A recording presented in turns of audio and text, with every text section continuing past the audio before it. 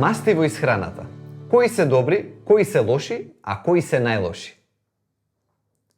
Иако за мастите се крева голема врева, тие сепак се неопходен дел од нашата исхрана.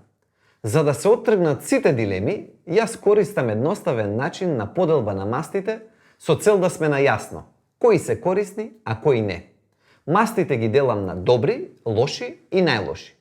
Добри масти се незаситените масти, или оние кои имаат потекло од растенијата или потекнуваат од риба. Моно и полинезаситените масти најчесто ги има во природните растителни масла, како маслиновото, но и во семките и во јаткастите плодови. Тие го намалуваат ризикот од срцеви болести, го подобруваат холестеролот и го намалуваат ризикот од дијабет. Лошите масти се заситените масти и тие имаат потекло пред се од животинските производи. Месото, путерот, млекото, млечните производи, но и палминото и кокосовото масло се најчестите извори на заситени масти. Овие масти го покачуваат лошиот холестерол во крвта и затоа најголемите стручни асоциации во светот препорачуваат силно ограничување на внесот на заситените масти.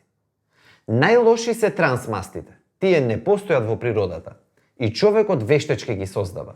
Листата на штетни ефекти од нив е предолга. Главен извор – тврдите маргарини и хидрогенираните масла.